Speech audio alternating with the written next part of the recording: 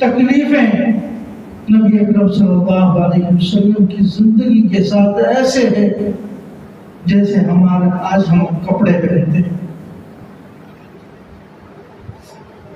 कोई लम्हा सुकून का नहीं गुजरा।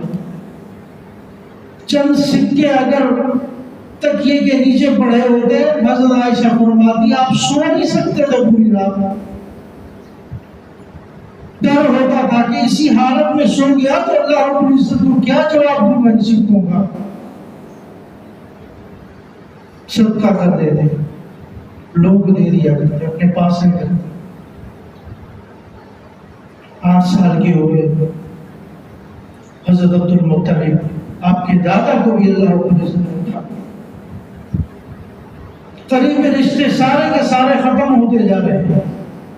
वालिद शुरू से नहीं, वालिदा 6 साल की उम्र में, दादा